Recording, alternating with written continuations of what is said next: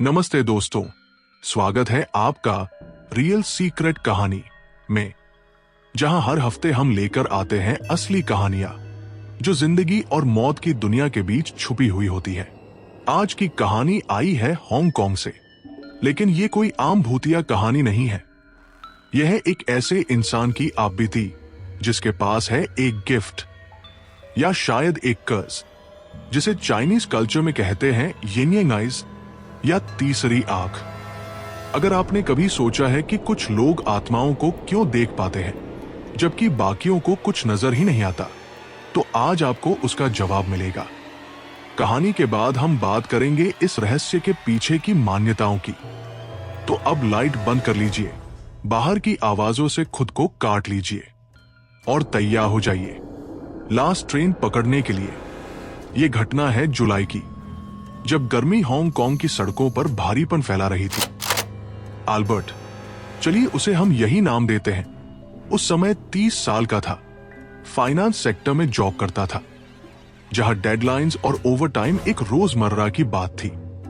उस हफ्ते लगातार लेट नाइट्स चल रही थी और इस वजह से अल्बर्ट रोज रात में लास्ट एमटीआर ट्रेन पकड़ता था, थका हुआ, अकेला।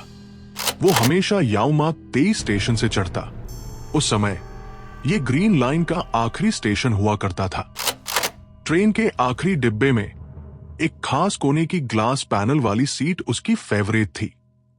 वो उसी में बैठता, अपने आप में खोया हुआ। लेकिन उस रात कोई और भी थी वहां। ट्रेन में बहुत कम लोग थे, लेकिन डिब्बे के एकदम कोने में दरवाजे के पास एक लड़की खड़ी थी। लाल विंड ब्रेकर जैकेट, झुका हुआ सिर, चेहरे पर बाल। ना फोन चलाते हुए, ना इधर उधर देखते हुए, बस चुपचाप खड़ी। इतनी खाली सीटों के बावजूद वो खड़ी थी। ये बात अजीब थी, पर अल्बर्ट ने ज्यादा ध्यान नहीं दिया। अगली रात वही सिनारियो। अल्बर्ट एक बार फिर वही ट्रेन पकड़ता है और वही लड़की, वही जगह, वही पोस्चर। अब ये अजीब लगने लगा। तीसरी रात लड़की नहीं दिखी। अल्बर्ट ने सोचा शायद वो आज लेट नहीं निकली। थका हुआ था तो यूजुअल सीट पर बैठकर आंखें बंद कर ली। ट्रेन एक टनल में घुसी और अल्बर्ट की नजर विंडो पर गई। उसके रिफ्लेक्शन में कोई और था। उसके बगल की खाली सीट में एक औरत बैठी थी, पेल स्किन, घने बाल और एक अजीब सी मुस्कान। अल्बर्ट ने असली सीट की तरफ देखा, कोई नहीं था, लेकिन रिफ्लेक्शन में वो मुस्कुरा रही थी। और फिर उसका मुंह खुला और खुलता गया, और फिर एक लंबी, अस्वाभाविक जुबान बाहर आई, लहराती हुई उसके गाल से टकरा गई। वो डर के मारे जड़ हो गया। आसपास बैठे एक कपल ने भी उसकी हालत देख ली। वो चुपचाप दूसरी कोच में चले गए, जैसे किसी पागल को अवॉइड कर रहे हों। अल्बर्ट की आंखें बंद थी, दिल धड़क रहा था, लेकिन वो हिला नहीं। कुछ ही देर में टनल खत्म हुई, रिफ्लेक्शन धुंधला हुआ और वो गायब हो गई। या शायद नहीं। अल्बर्ट ने नजर घुमाई और देखा वही लड़की कॉर्नर में फिर खड़ी थी। लाल जैकेट, झुका हुआ सिर, जैसे कुछ बदला ही नहीं था। अल्बर्ट ने उसका चेहरा देखने की हिम्मत नहीं की। अगली सुबह अल्बर्ट ने देखा कि उसके बाएं गाल पर एक अजीब सा रैश था, उसी जगह जहां रिफ्लेक्शन में जुबान लगी थी। कई दिनों तक दवा, क्रीम लगाने के बावजूद रैश ठीक नहीं हुआ। पूरे 1 महीने तक वो रैश बना रहा। इसके बाद अल्बर्ट ने अपना कॉर्नर सीट हमेशा के लिए छोड़ दिया। पर वो आज तक नहीं जानता, क्या वो लड़की और रिफ्लेक्शन वाली औरत एक ही आत्मा थी, या उस रात उस डिब्बे में 2 आत्माएं थी। आपके हिसाब से अल्बर्ट के साथ क्या हुआ? क्या ये सब स्ट्रेस की वजह से हैल्यूसिनेशन था, या उसकी तीसरी आंख ने असली दुनिया से परे का सच दिखा दिया? आइए अब बात करते हैं उस रहस्य की, जिसे कहते हैं यिन यांग आइज। अब जब आपने अल्बर्ट की कहानी सुन ली है, चलिए अब जानते हैं कि यमयांगन या यिन यांग आइज असल में क्या होते हैं। ये टर्म चाइनीज कल्चर में उन लोगों के लिए यूज होता है जो दोनों दुनिया यानी लिविंग और स्पिरिट वर्ल्ड को एक साथ देख सकते हैं। बच्चे आत्माओं को क्यों देखते हैं? मान्यता है कि हर बच्चा 6 से 8 साल की उम्र तक नेचुरली आत्माओं को देख सकता है। 10 साल की उम्र तक ये एबिलिटी कमजोर हो जाती है। अल्बर्ट ने भी बचपन में स्पिरिट्स देखे थे और कुछ तो उसे आज भी याद है। आत्माओं को देखने के 5 तरीके। 1. Direct vision. स्पिरिट्स बिल्कुल इंसानों जैसे दिखते हैं पर रिफ्लेक्शन या शैडो नहीं होता। 2. Reflected vision.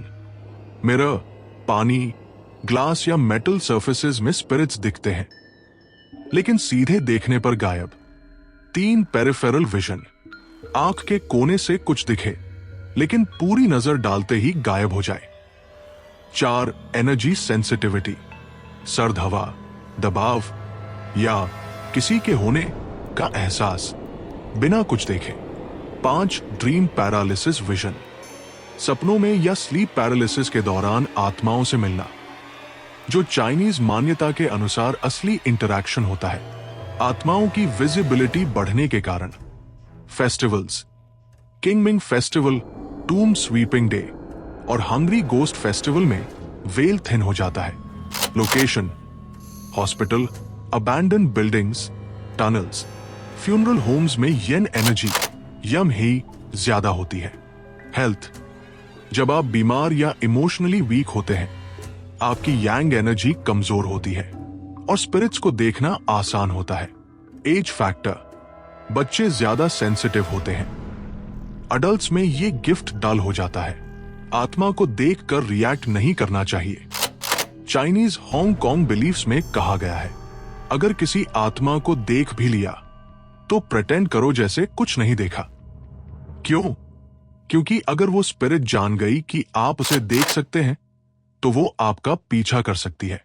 इसलिए जो लोग यम्यांगन रखते हैं उन्हें बचपन से सिखाया जाता है, रिएक्ट मत करो, बात मत करो, दूर चले जाओ। क्या इस एबिलिटी को बंद किया जा सकता है? सच कहें, नहीं। आप इसे डाल कर सकते हैं। स्पिरिचुअल प्रैक्टिस या अवॉइडेंस से कुछ लोग इसे सप्रेस कर देते हैं, लेकिन इलनेस या ट्रॉमा के दौरान ये फिर एक्टिव हो जाती है। अल्बर्ट के साथ भी शायद यही हुआ। आज भी अल्बर्ट लेट नाइट ट्रेन लेता है, लेकिन अब वो कभी लास्ट कोच में नहीं बैठता और कभी विंडो में खुद को ज्यादा देर नहीं देखता, क्योंकि क्या पता रिफ्लेक्शन वापस देख रहा हो। तो दोस्तों, आपको क्या लगता है, क्या अल्बर्ट की कहानी बस स्ट्रेस थी या उसकी तीसरी आंख ने उसे किसी ऐसी दुनिया की झलक दी जिसे हम बाकी लोग महसूस भी नहीं कर सकते? कमेंट्स में हमें जरूर बताएं। और अगर आपके पास भी कोई ऐसी रियल सीक्रेट कहानी है तो हमें भेजिए। अगली बार फिर मिलेंगे एक और रहस्यमयी कहानी के साथ। तब तक मत देखो, और अगर देखा तो भूल जाओ। बस आज के लिए इतना ही दोस्तों। उम्मीद है आपको ये कहानी पसंद आई होगी। अगर हां तो कृपया लाइक करें, सब्सक्राइब करें और इस चैनल से जुड़े रहें। रियल सीक्रेट कहानी, जहां डर सच्चाई से मिलती है।